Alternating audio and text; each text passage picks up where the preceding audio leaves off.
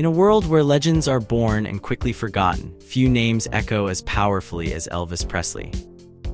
Born in 1935 in Tupelo, Mississippi, Elvis would go on to change the face of music forever.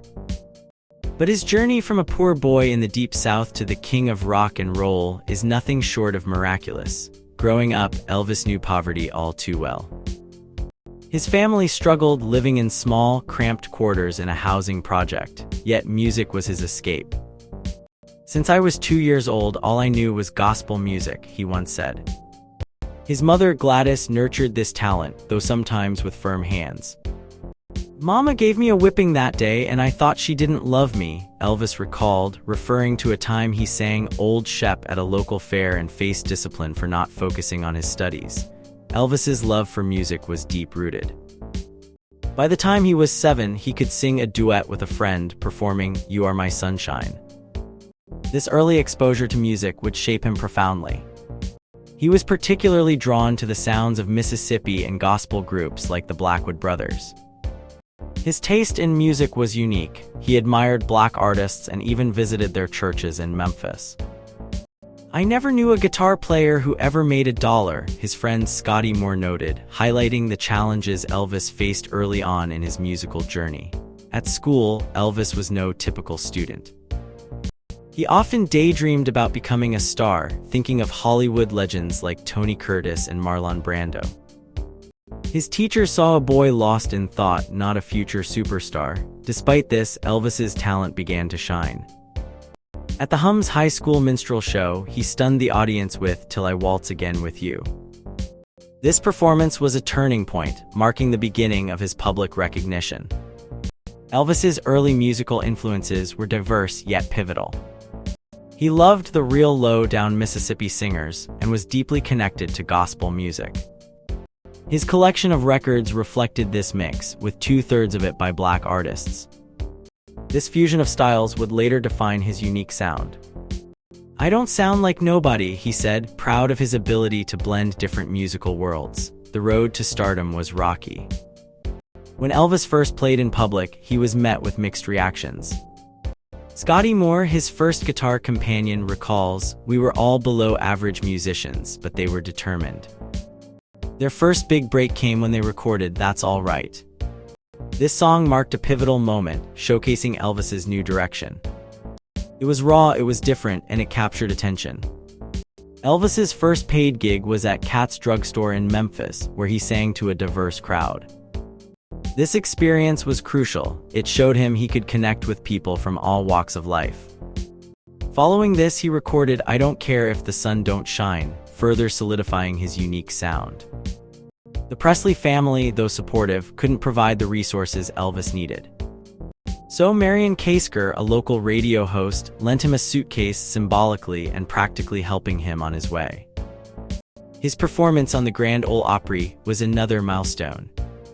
This legendary stage was a dream come true, but it also highlighted the gap between his humble beginnings and his rising fame. As Elvis stepped onto this prestigious platform, he left behind the life of a struggling musician from Tupelo. By 1958, at just 23, Elvis found himself at a crossroads. Drafted into the U.S. Army, he famously said, "The closest I ever came to getting married was just before I started singing. In fact, my first record saved my neck." This period, though a temporary setback, only strengthened his resolve. His music continued to evolve, blending country, blues, and rock and roll into something entirely new. Elvis Presley's journey from a poor boy in Mississippi to the king of rock and roll is a testament to his unyielding spirit and musical genius. His story challenges us to believe in the power of music and the human capacity to rise above adversity. In the years that followed, his influence would ripple through generations, cementing his legacy as one of the most iconic figures in music history. In the world of music, standing out is everything. In the early days, Sam Phillips, a key figure in Elvis's journey, emphasized this point.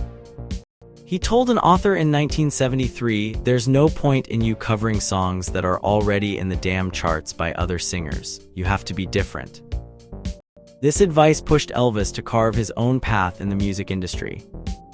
Elvis once said to a reporter, "I couldn't write a song." It shows how humble he was, despite his immense talent.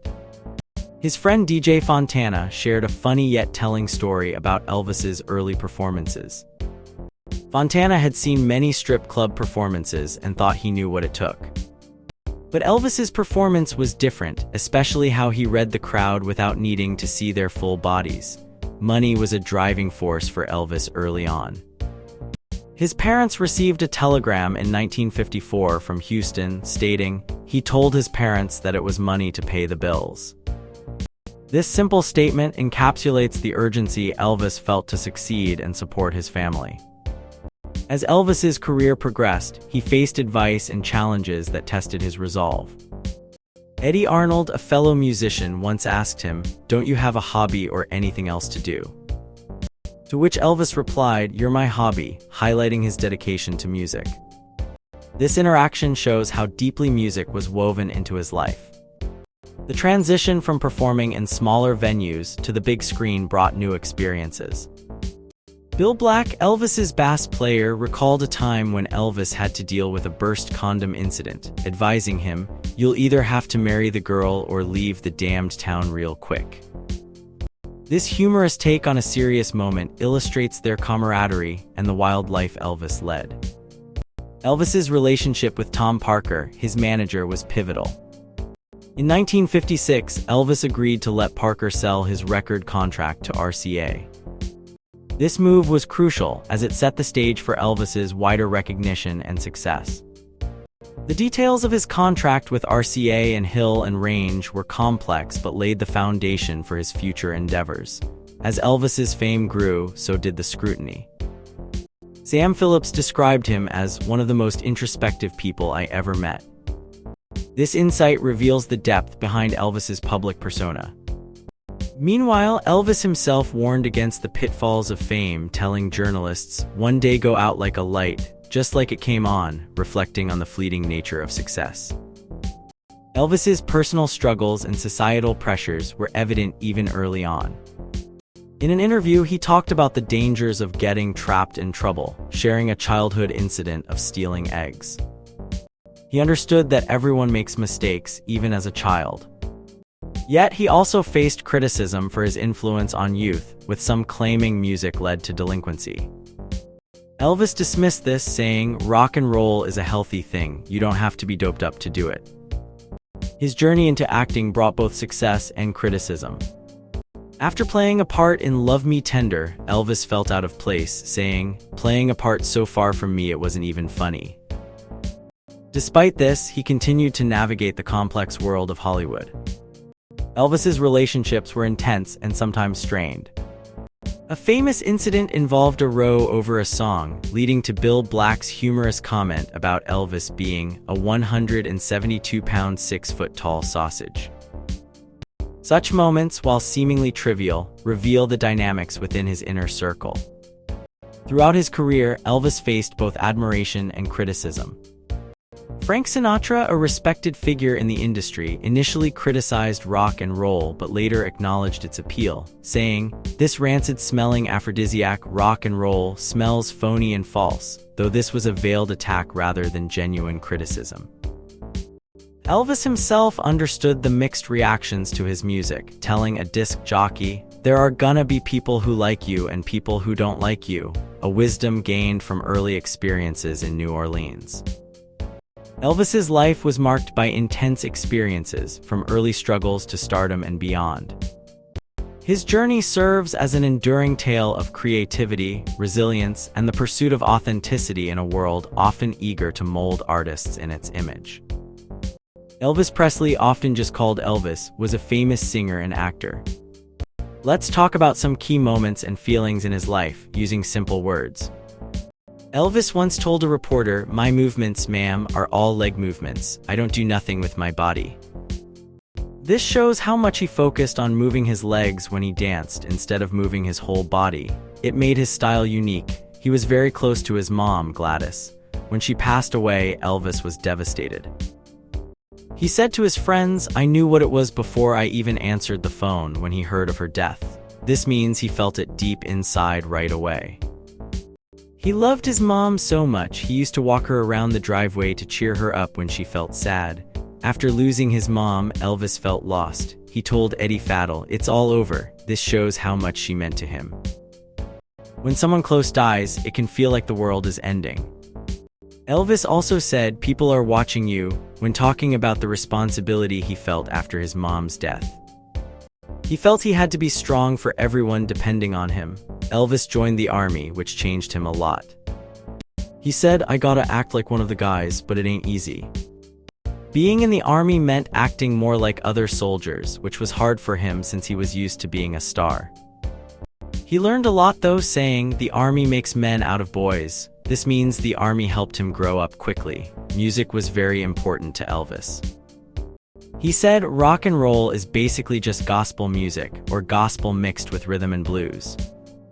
This shows how he saw his music as rooted in religious and blues traditions. He loved the old spiritual songs from years ago. In his personal life, Elvis had relationships that were complicated. When he was in Germany, he was with a woman who was more interested in his money than in him. He called her just a gold digger.